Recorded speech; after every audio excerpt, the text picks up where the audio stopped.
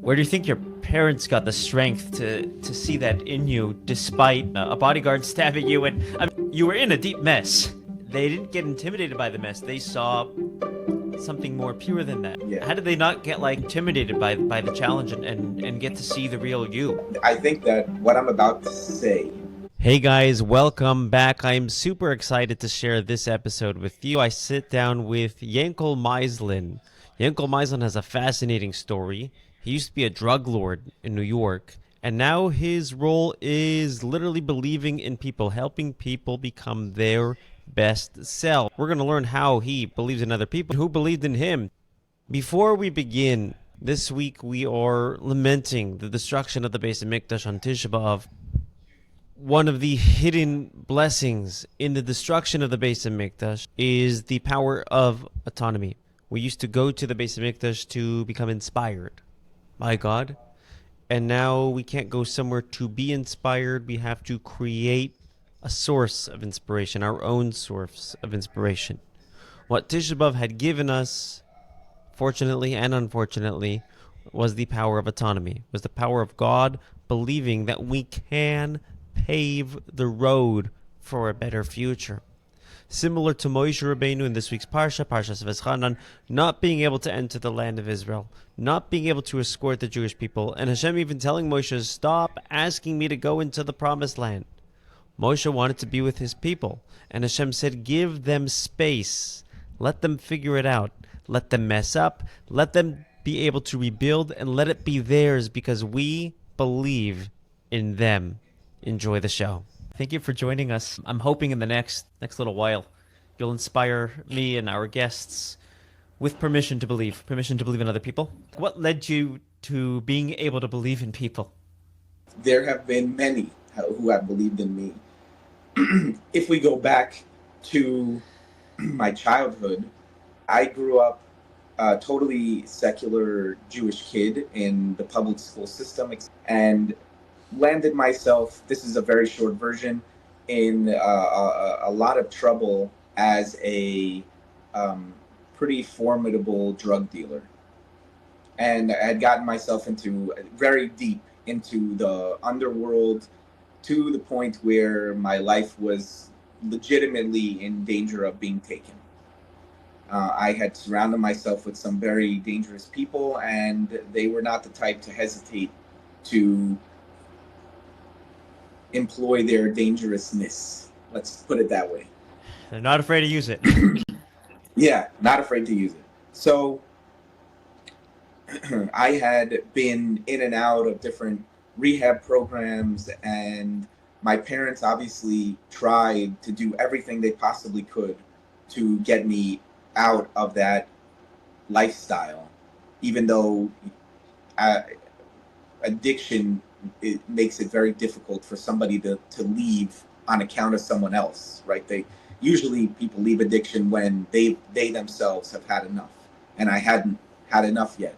But nonetheless, addict won't stop using drugs or drinking or whatever they're addicted to just because someone they love wants them to stop. Like, that's just not how it works. They'll do it when they themselves have reached the absolute bottom and they're done. That's when they stop. So despite the fact that there were multiple attempts that were absolutely horrible failures, horrible experiments, many different clinical scenarios that my parents tried, they had gone through the gamut of the possibilities, inpatient, outpatient, this place, that place, high school, go home, long-term, mental hospitals. They tried it all in order to get me to stop using drugs. They did their very best. And even though I had altered their lives in some ways because of, the different places that I had been and done and things, they never gave up on me. And when the time came that I was ready to be done, they helped extricate me from that world. And because they didn't give up, I was able to make it to the other side ultimately. Wow.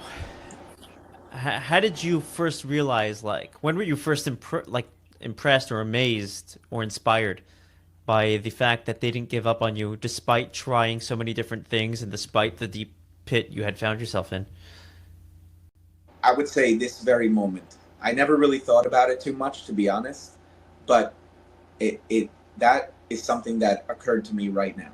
That Like the they second. because they never gave up on me, I was able to make it to the other side. If they had given up, I I would probably be dead, probably, or in jail for serving a lengthy sentence. Wow. And how did they convey their faith in you? I mean, maybe not directly, but somehow you've interpreted that they believe in you. What was Yeah, it? so Like if, like, as a they parent, if I were to replicate that, and maybe not in a yeah. situation of drugs, but I mean, I think as parents or anybody listening to this, we wanna believe in other people. How would we replicate your parents in terms of your personal experience? So I was selling a fair amount of cocaine and heroin and making quite a bit of money. I had a bodyguard. I had people who were working for me. Amongst them was a guy who was a mafia hitman. Working for you. That's Yeah, he was in our crew. Okay, got it. So he found out that my bodyguard, who they were friends growing up, was using heroin, and heroin is an addictive substance that if you don't have it, you go into withdrawals, and if you're in withdrawals, then you're more susceptible to police interrogation, and if you're more susceptible to police interrogation, you're more susceptible to, for lack of a better word, snitch. And if you're going to snitch, then that's a big problem. So this mafia hitman called my mother and told her, your son is in danger. He didn't say who he was or what he did, but I knew. And he told her, your son is in danger and you need to get him out. And if not, he's probably going to die. So my parents gave me an ultimatum. They said, either you go with us, we'll help you get out, or you can't come back here because you have a younger sister, you're putting us in danger, this lifestyle is very dangerous, and we can't have that because of your How old were choice. you at this point? 19. 19. And did you understand the magnitude of how dangerous it was to the degree that your bodyguard and your parents did? Yes. Yeah, okay. So I thought it over for about 24 hours, and I realized that the the other side of this coin, if I don't go with them, is just not going to be good because already my bodyguard had been extorting me, and he stabbed me at one point. He beat me up pretty bad, so I knew that I really I wasn't going to achieve what I thought I wanted to achieve, which was to be the Jewish American Pablo Escobar. It wasn't going to happen. So I decided to go along with them, and they helped me leave at their own peril. My mother and I boarded a train to Manhattan. She helped me get on a Greyhound to go to my uncle's house. Then when I came back, my father found me a rehab facility in Florida, and then they drove me to the airport to get there. They made sure that I was on top of the treatment program, and stuck with me throughout the whole thing. They came to visiting day. They helped me get an apartment after I had finished my treatment. They Even when I started to become religious, which really wasn't, on their bingo card, let's call it, they still stayed with me and like went along for the journey with me, and came to visit me in Eretz Yisrael when I went to yeshiva, and they came to my wedding, and they were so happy for me and danced, and uh, unbelievable dedication to the person who they saw that I could be. Wow. That is beautiful. And it sounds like you're taking that same perspective and applying it in I mean in your daily interactions, but even on a professional level. Where do you think your parents got the strength to see that in you, despite, I mean, a hitman trying to, not a hitman, a bodyguard stabbing you? And I mean, this is a deep, you were in a deep mess, Yeah, and they didn't get intimidated by the mess. They saw something more pure than that, that was worth saving. yeah, How did they not get I like did. distracted by the, I don't want to say distracted, intimidated by the challenge, and get to see the real you, or at least the potential you? I think that what I'm about to say is a really important point in the generality of the concept of believing in someone. And that is, I think that they tapped into a place of unconditional love.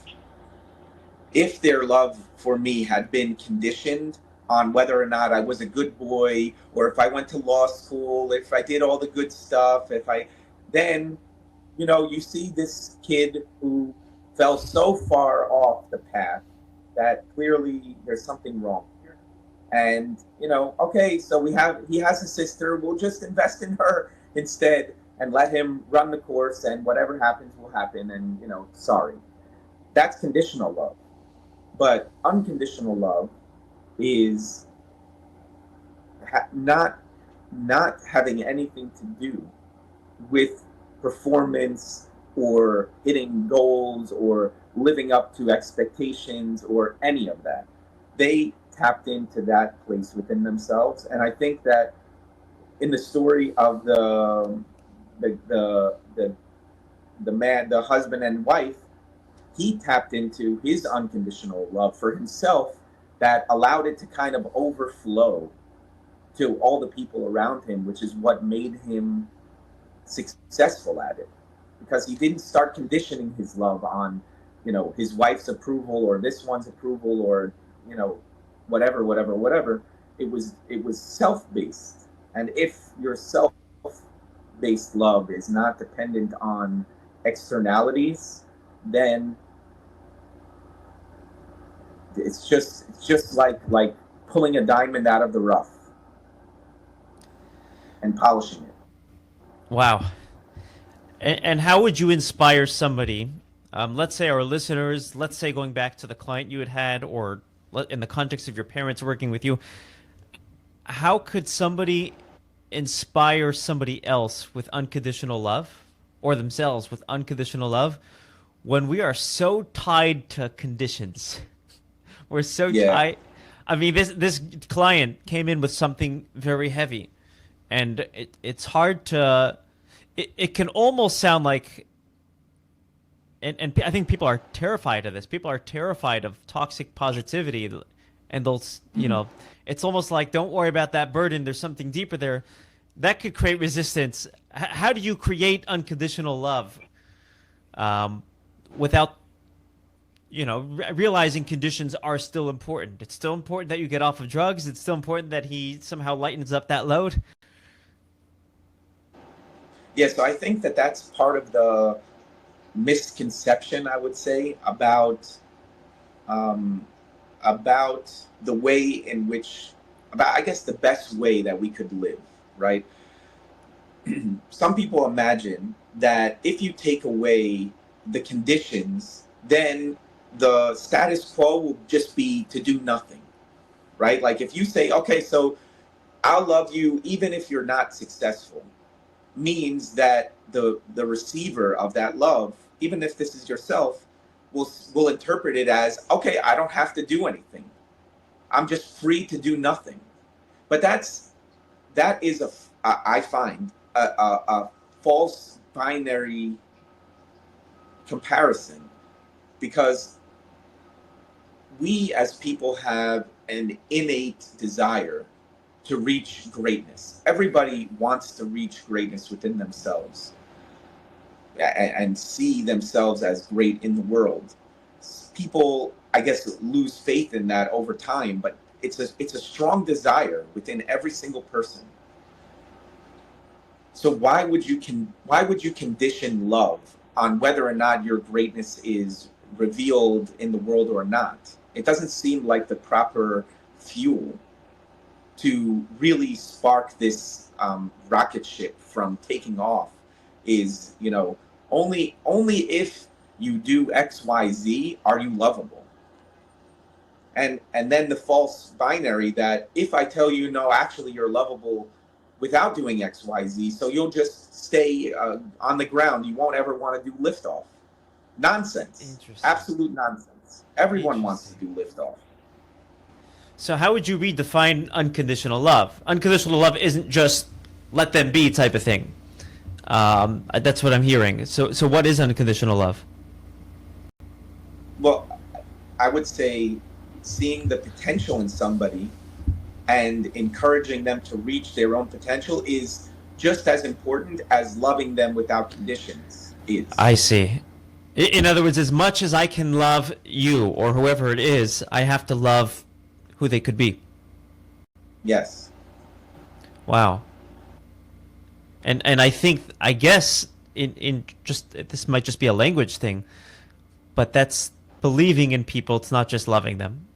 Linguistically, loving people implies whoever you are, however you are, wherever you are, I love you, which is important. And I guess that's where empathy comes from as well. But then there's also, I know there's something more, and I know you want it, and I know we can align the two somehow. Yeah. 100%. Wow, I love it.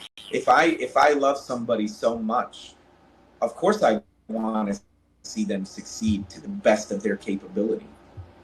Absolutely. I believe that they can. And because somebody believes in them, who knows where the limits are. Wow. So how would our listeners go about expanding those limits? I mean, we generally, it's the human condition. We impose limitations on ourselves. We impose limitations on others. How do we broaden our view of people so we can believe in them?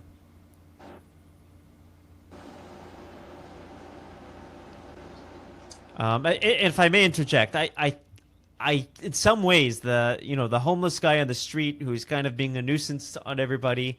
Okay, I'm not going to judge. I don't know the guy. I don't have to live next door to him. He's not my roommate. He's not my spouse. I don't do business with him. At that particular moment, it's inconvenient. Okay, I can. But I think this is a very poignant question when it comes to people that are closest to us. And I'm curious what advice you might have to help us and our listeners expand our limits of being able to believe in anybody.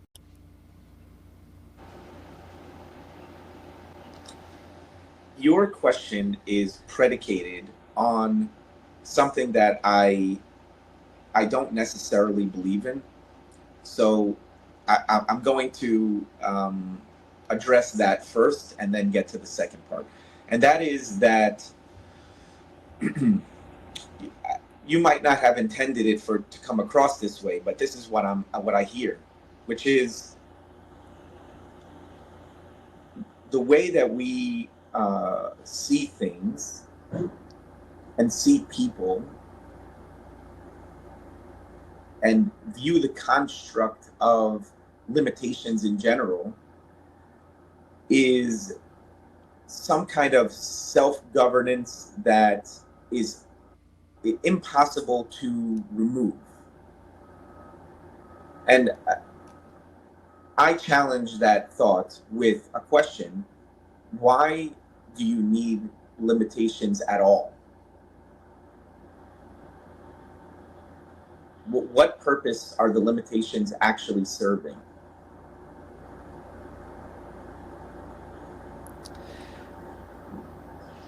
I think that's beautiful, but how do you practically leap beyond them?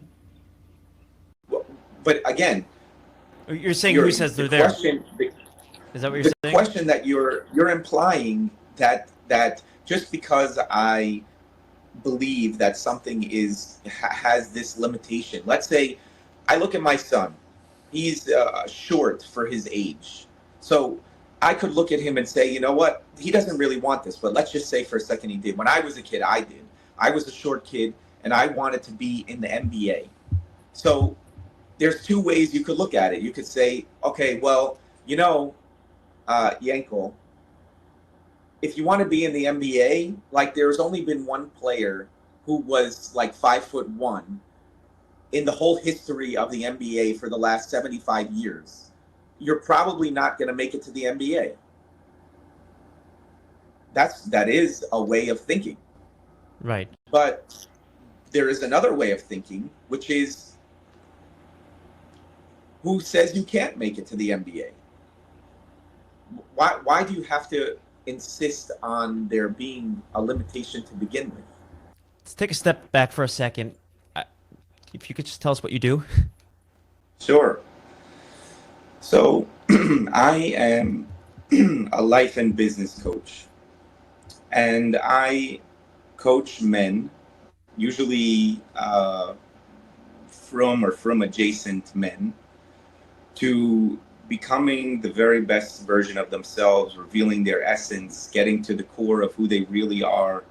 And through doing that, usually that has a ripple effect on the rest of their lives, whether that be in their personal relationships, whether that be in their business, any real area that you can quantify is affected by how a person decides that they're going to show up to life and who they want to be.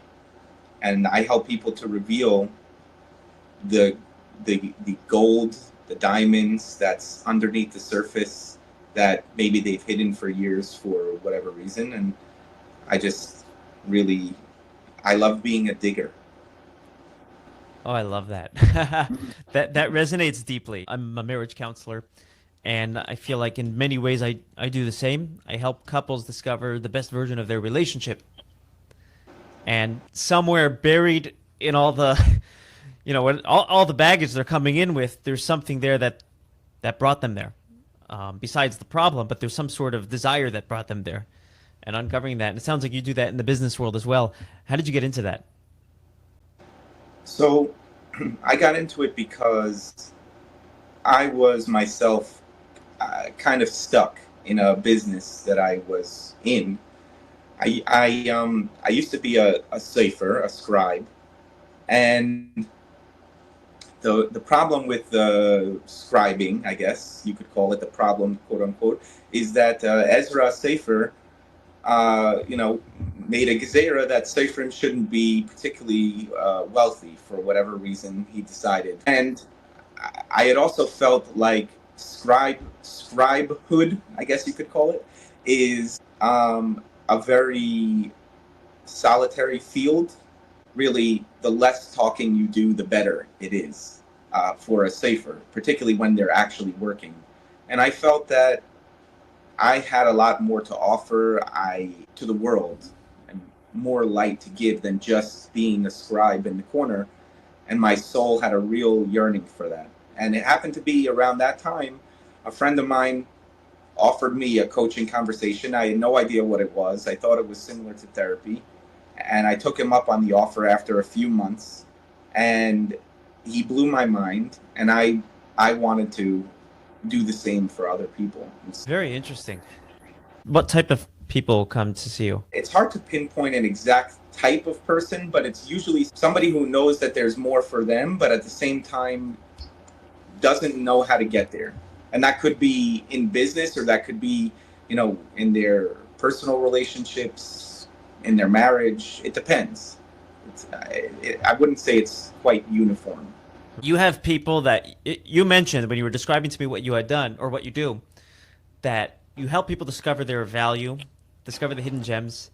And you said sometimes it's been buried for years. And I hate to be one of those guys who are nitpicking at your words, but I'm going to be that guy. I find that to be fascinating. Somebody's frustrated. They've been doing something that has been counterproductive. Maybe they have counterproductive behaviors, counterproductive perspectives or attitudes for years. Like literally years. And somehow you still believe that hidden gem is there when they don't even believe it. Can you tell me about that? Can I? Is it okay if I tell you with a story? Please. Okay, cool. So in the mid 1800s, there was a Jewish family living in Russia, and they had very little, obviously, in means of physical possessions, but they did have this chest that they kept in the family, and inside of this chest was the ksubes, the correspondence between family members that were very important, any awards that anybody had ever won or done anything good, and gold and silver and diamonds. Everything was kept inside of this chest. And after, in the early 1900s or so, the Cossacks were coming to town, so they had to hide this chest, and they buried it underneath their house. And unfortunately, they really weren't ever able to go back and get it. So over time, there were different people who lived in that house. And at some point, somebody excavated this chest, and by now it was all rusted over and closed. It wasn't able to really be open.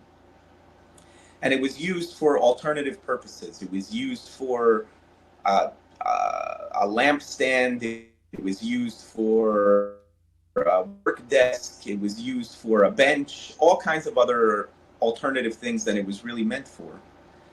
And then, at some point, 150 years later, more recently, somebody realized that, hey, there could be something inside here.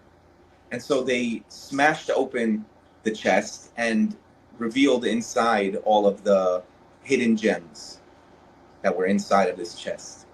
And so what I propose is that we have been doing the same exact process with ourselves. We are born with this beautiful treasure chest that really shines through. And then over time, because of perceived dangers, let's call it, we have to start hiding the chest. And we have no choice but to hide the chest until we remember that this chest is not actually a bench or something else. It's actually holding our hidden treasures. So that's what I mean by years sometimes, because from the time that a person is a child and they learn that if they be who they really are, it might be dangerous. It might cause somebody else to make fun of them or whatever it may be. So they bury it and bury and bury and bury. And eventually you either forget that the chest is a chest, or you realize that it is and you open it up, and all of a sudden now you're 35 years old and you get to reveal who you really are. Wow. I love that because we often associate vulnerability with like the internal skeletons and the negativity within ourselves. And being vulnerable means facing the inner demons. And what you're saying, which is something I try very much to incorporate in my work with couples, is that the beauty that's hidden deep inside, discovering that and having the courage to face that itself is a level of vulnerability. Vulnerability can be a comfortable thing, a positive thing, a motivating thing. Yeah, for sure. I love 100%. that. I love that. Yeah. Can you take us to a story of somebody who, I guess, fits this narrative? I'm sure you have a lot of them, of somebody who did not realize how, they thought they were just a piece of furniture. They didn't realize there was something deep buried within, maybe for many years, and you inspired them to explore it, to discover it. Yeah, I actually have a great one in mind that's really perfect, I think, for you in the context of what you do. Oh, So I had a client who was married to um, he was married to a woman who had unfortunately she had a personality disorder, and he had tried every which way in which to get her to seek help and therapy and specialized treatment for this particular personality disorder, and nothing helped. And the house was at times extremely chaotic. He was feeling very judgmental of her, of himself. How could he get himself into this situation? And the situation just kept disintegrating over time, to the point where they were ready to break up a decent sized family because it just was not getting any better. And then when he started to discover who he really was, what happened was he was able to shift. When she was in like crisis mode, he was able to shift from going down the rabbit hole with her to being just 100% who he is and who he's meant to be. And because of that shift, she started to notice that he was shifting way too much to the good, and she wanted to shift along with him. Because all of a sudden he was like leaps and bounds ahead of her, and he stopped judging her, he started empathizing with her, and she started to shift towards where he was. And now today, Baruch Hashem, because of the fact that I worked with him, because of the fact that he believed in her, their family is in the best shape it's been since the day that they got married. Wow, that's beautiful. It reminds me of a famous principal. He lectures to a lot of school principals, and he used to say that a school is like a bus with like a Flintstones car bus, where you you run. There's no wheels, right? So he says you want the strongest. No motor. Yeah, no motor and no wheels. You got to run with it. And he used to say, put the strongest teachers in operating a school, put the strongest teachers in the front because they're going to pull everybody behind them. Right. Right. Kind of like leaders, like Dave Ramsey says, leaders pull, they don't push. I think it's fascinating how you were able to even take the client on to believe in him. No disrespect to the client. I'm saying this as a praise to you. Because I feel like a lot of people would say this is something out of my scope, and they would have gotten intimidated by, a personality disorder and something I'm not equipped to deal with. But you still had the strength, the internal strength, to confidently believe in him. When you started believing in him, what did he start seeing in himself? You said he discovered something. What was it that he had discovered?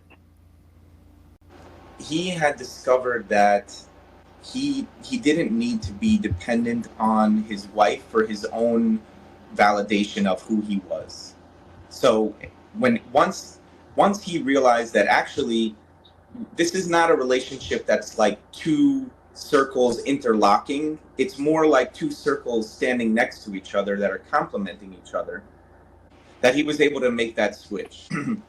When I started to believe in this client, he started to believe in his own ability to be a whole in a complementary pair rather than an intersecting of two circles where they're kind of interdependent on each other. Because up until this point, he was placing his own self-worth, self-belief in his wife's happiness.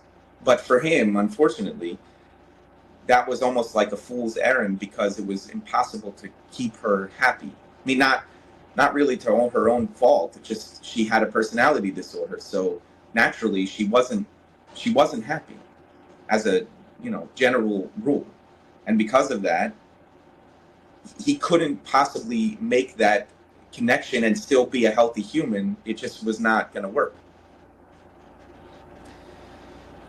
That's interesting. It sounds like also prior to this, he was trying to be a recipient of his wife, to be a makabel, and putting her as mashpia, putting her in charge of the happiness. And he also took a mashpia role, an influencer role, and allowed her to reflect him, as opposed to him reflecting her, which empowered him to reflect her in a deeper way, in a better side of her. It sounds like, which is a very, very cool. What would you say was the first thing he saw in himself that he didn't first notice? And I know I'm asking you to go in his mind, but whatever, you know. But what would you say is the first thing he started to see in himself that he didn't notice prior when you started believing in himself? Like if you were to put it in a couple of words.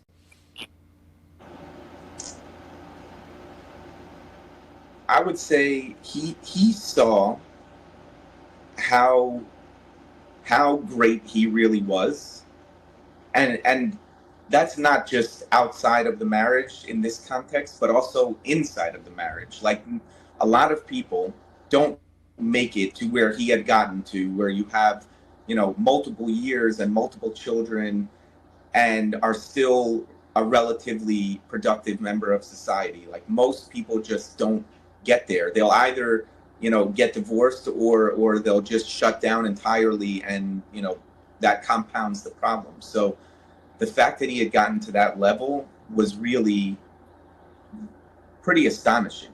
And I think he started to notice how much he had the capacity to hold space for someone else. So this guy comes in with a very heavy load.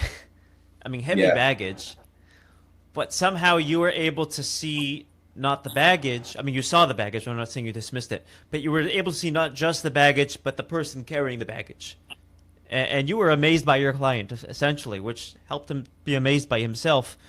If I'm putting too many words in your mouth, you'll stop me. But Yeah. who told you you can do that? I love that, but who told you you could do that? How did you know you? That's not something most people do. Most people try to, well, let's figure out what this baggage is. Let's start opening it up, and then it makes a mess. Yeah. So I really I take inspiration from one of my favorite Hayem Yames, which is the Baal Shem Tov says Yisrael is called an Eretz Chafetz, and that means a cherished land. And just like the scientists don't know begashmias in the physical world, how much treasures there are hidden underneath the surface, so too in the spiritual world, we don't know how amazing every Jew is underneath. And really, it just depends on the amount of digging and the digger to find the treasures. So I really try to believe that about every single person who walks into my office and is seeking out my help in one way or another, that there is some brilliance, some magnificence, some gold, some diamonds here. Let's find them. And it sounds like that beauty, that gold, the diamonds, the treasure there isn't just spiritual. Maybe it originates spiritually, but it sounds like you're saying it's even psychologically beautiful. It's beautiful. It makes its way in the business world. It makes its way into productivity. Somehow it kind of seeps into everything. That's what I'm hearing here. 100%, because absolutely, I'll tell you how. Imagine that same guy, okay, the guy we were talking about before, if he doesn't recognize his own brilliance. So he walks around all day believing, almost believing what his wife tells him about himself. You're this, you're that. And when he shows up to work, how is he going to show up? What is the way in which he's going to show up? Even to his friends or his other family, how is he going to show up if this is the thought pattern that's in his mind? You're the worst person that ever walked the earth. But once you start to realize that actually you're amazing, now if you're walking around with that mind frame, how is that going to affect the way you walk into work, the way you produce, the way you talk to people, the way you have a relationship with everyone? It reminds me of a story I had read where a young group of college students had visited the Lubavitcher Rebbe, and they had some sort of like Q&A with the Rebbe. And one of them asked, what is the purpose of a Rebbe? What's Jewish leadership, real Jewish leadership? And the Rebbe told them that a Rebbe is like an archaeologist. Anybody knows how to dig, but an archaeologist knows where to dig. And if you dig without knowing where, you come up with dirt. And if you know where to dig, you come up with beauty, with artifacts, with ancient old artifacts that are timeless, that are incredibly valuable. And then the Rebbe added that Freud didn't know where to dig and used to come up with dirt and Yeah. people. And that Adler, all these nice Jewish boy chicks, right? They didn't know where to dig because they would dig into people and come up with dirt. They wouldn't come up with value. And the job of real Jewish leadership, and I think that's something the Rebbe would empower everybody to do, is to look into another person and see that beauty, see that value. Um, what is something you do to you said you had to you have to have that stance before they even come into your office, which kind of makes sense. I mean, they're coming in. There's a part that I had read from the Sfas Emes. It says in Pirkei Avos, the heavy dan is called Adam l'chav schus, judge every person favorably. And he says, if you look at the words, it's kol ha'adam. It doesn't say every person, it says the whole person. Look at the whole person, because people show us their baggage. That's what we see. And there's the person lifting the baggage, there's the person behind there. And you're saying you have to have that stance before they come in. Are there things you do to get yourself in that space to get that stance? Yeah, to be honest, there is. I really try hard to practice living a life of as little judgment as I possibly can. So that means I have to really be very on guard, I guess I would call it. Not in a bad way, but in a good way, of what thoughts I am allowing to penetrate into my mind. And if a thought comes up that I don't want to entertain, let's say I'm walking down the street and I see, in Crown Heights, there's sometimes you'll see people who are acting very erratically and really they don't belong here, and they're street dwellers more or less. And you start going into judgment mode very easily about, this is not, something is wrong here with, why are they here? Why are we allowing this? Why are we entertaining this? And I try very hard to catch myself from allowing those judgments to come in. Because if I am judging somebody that I don't know, al achas kama v'kama, people that walk into me and tell me, their real secrets and all the things that's wrong with them.